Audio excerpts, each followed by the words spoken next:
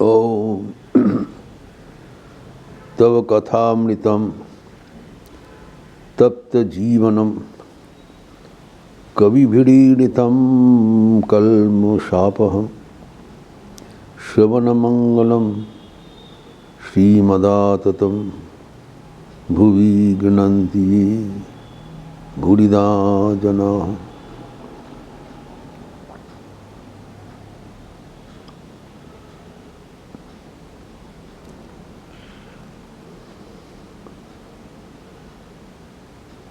भगवान के अवतार का बात चल रहा था। भगवान विष्णु के नवम अवतार थे भगवान बुद्ध। इसके बारे में हम लोग चर्चा कर चुके हैं।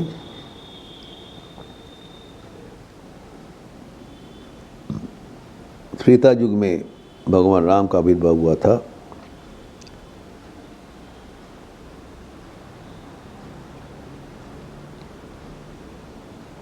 एवं उसके पहले परशुराम भी हुए थे। लेकिन द्वापर युग में भगवान कृष्ण के साथ द्वापर युग का समापन हुआ।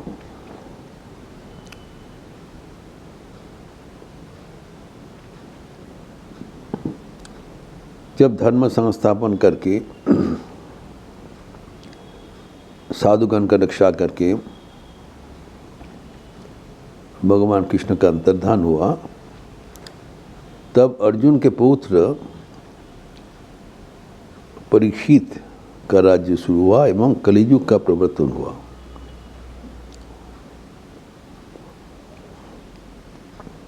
एवं कलियुग का समापन करके पुनः सत्ययुग स्थापन करने के लिए भगवान का दशम अवतार कल्कि का अवतीर्ण होना पड़ेगा होगा। इस बीच में भगवान का नवम अवतार हुआ बुद्ध देव, जिसके बारे में हम लोग चर्चा कर चुके हैं कि जब वैदिक धर्म का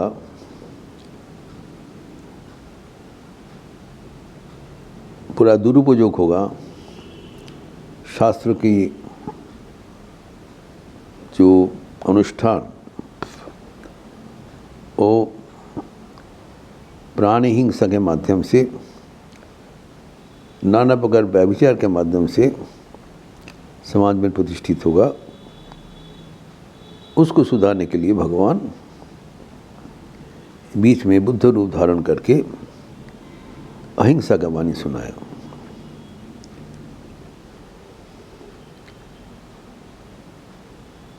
वैदिक धर्म प्रवर्तन करने के लिए ही भगवान बुद्ध का आविर्भाव हुआ।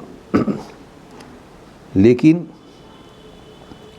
उस धर्म का दुरुपयोग बंद खत्म करने के लिए उनके वाणी अनुसरण करते हुए हम देखे हैं, फिर सिद्धार्थ यानी गौतम जब उनकी जन्म स्थान गया में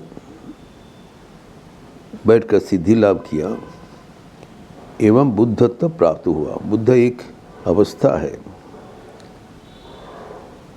गौतम बुद्ध के परवर्ती काल में अनेक बुद्ध हुआ है, उसका भी विवरण है। बुद्ध यानी इल्यूमिन, जिसके भीतर ज्ञान प्राप्ति हुआ है और ज्ञान का प्रचार प्रसार के लिए बौद्ध धर्म का प्रवर्तन हुआ।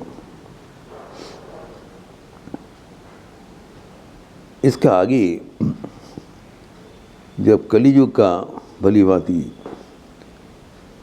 कार्यकाल चलेगा, तब उसका विवरण दिया है। जगत में पाप की वृद्धि होगी, अवर्णनीय पाप का प्रवर्तन होगा, छल कपट इत्यादि। जब ये सीमा पार कर जाएगा, तब कल्कि का अवतरण होगा। इसके बारे में आश्चर्य की बात है कि हमारे पूर्व शास्त्र में इसका उल्लेख है।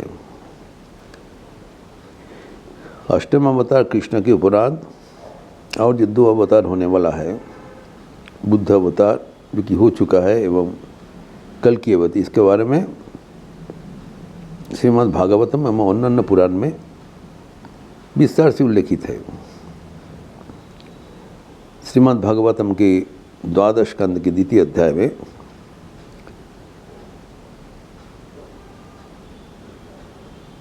कल्कि का अवतरण का उल्लेख है कि वे संभल ग्राम में विष्णु जैस नामक एक निष्ठावान ब्राह्मण के घर में अवतरण करेंगे, उल्लेखित है। तो कल्कि पुराण में लिखा हुआ है कि जब इसी पाप का विधि होने वाला है, तब देवतागण जाके भगवान विष्णु के द्वारस्थ होंगे, जिसे हर बार होते हैं, और उनको निवेदन करेंगे, या आप कृपया पुनः नर शरीर धारण करके सृष्टि में धर्म का पुनः प्रवर्तन करें। ये स्वयं भगवान की शक्ति बिना संभव नहीं होता है। तब भगवान विष्णु ने सब देवताओं को निर्देश दिया कि तुम लोग भी अभी विभिन्न रूप धारण करके धरती में आके उपस्थित हो जाओ, मेरा धर्म का प्रवर्तन को आगे बढ़ाने के लिए। Will come is all is associates, अनेक दैव शक्ति लेकर ही आएंगे। एवं जो कल्कि पुराण में उल्लेख है विस्तार से कि वो ब्राह्मण परिवार में जन्म ग्रहण करेंगे।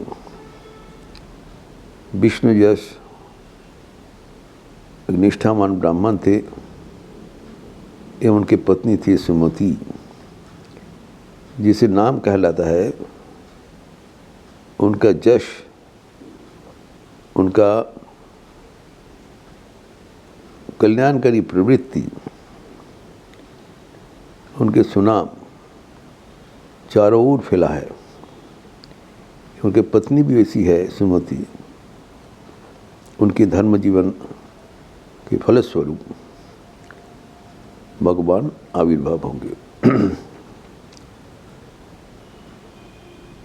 एवं उसको कहा गया है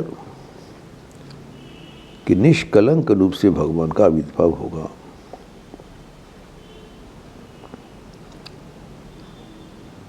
पुराण में सब कुछ वर्णित है, आश्चर्य की बात है। वो कहा गया है विष्णु जैस के 4 पुत्र के भीतर कल्कि कनिष्ठतम है, उसके आगे सुमंत, प्राज्ञा और कवि उनके बड़े भाई हैं।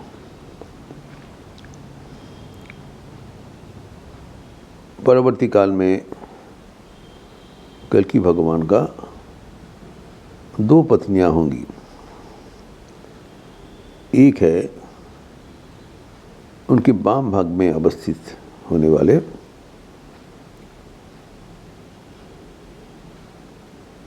लक्ष्मी रूपिणी,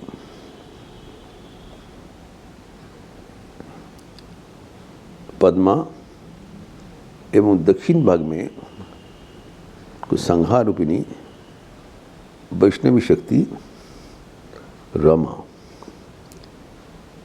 तो दोनों पत्नियों के साथ वो विराज करेंगी। एवं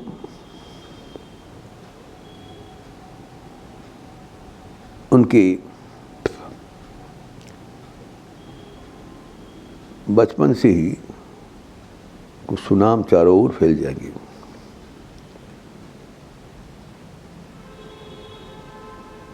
उनके वर्ण गौर वर्ण होगा, अत्यंत सुंदर मूर्ति होगा। एवं उनके शरीर से ऐसी एक दिव्य गंध निकालते रहेंगे कि चारों ओर उसको मोहित कर देगा। comes with his grandeur। और भगवान शिव से प्राप्त होगी उनको एक दुग्ध वर्ण अश्व, जिसका नाम होगा देवदत्त, और उनके हाथ में आयुध होगा, खुला तलवार, खड्ग, जिससे वो दुर्जन को निरस्त करेंगे, संहार करेंगे। और उनको जन्म के बारे में भी कहा गया है, समहल ग्राम में उनका जन्म होगा। समहल ग्राम कहाँ है, इसी में बड़ा मतभेद है। समहल का मतलब है जहाँ पर शांति, मैत्री, सब कुछ समान रूप से विद्यमान है। कल की पुराण में कहा गया है, संबल एक 68 तीर्थों का समाहार है, इतने पुण्य स्थल धरती में कहीं पर है नहीं। तो कहाँ है, इसके बारे में अनेक प्रकार का मतभेद कहा गया है। किसी ने उल्लेख किया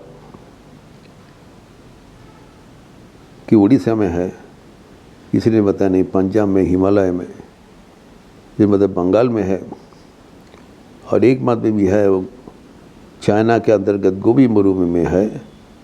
वो मरु प्रांत में किसी को जाना संभव नहीं है। और एक मतवाद में कहा गया है उत्तर प्रदेश में मुरादाबाद अंतर्गत एक ग्राम में उनका आविर्भाव होगा, जहाँ पर एक कल्कि का मंदिर अभी भी उपस्थित है। लेकिन जहाँ होगा एक विलक्षण स्थान होगा, यहाँ पर भगवान का आविर्भाव होगा। विस्तार से श्रीमद् भागवतम में कल्कि पुराण में कहा गया है, और नाना पुराण में भी कहा गया है। जब उनकी उम्र अत्यंत अल्प है, विदा भी है, भगवान है, तब उनके गुरु गृह में प्रेरण किया जाएगा, जो शास्त्र एवं अस्त्र शिक्षा लेने के लिए। जब गुरु गृह में वो जा रहे थे अल्प आयु में, तब बीच में आके भगवान परशुराम हिमालय में तपस्यारत आके उनसे मिलेंगे। परशुराम के बारे में हम पहले ही बताया, भगवान के षष्ठ अवतार जो चिरंजीवी है। परशुराम की से उनको अस्त्र शस्त्र शिक्षा में मदद करते हैं। इसका विस्तार हम अगले दिन करेंगे।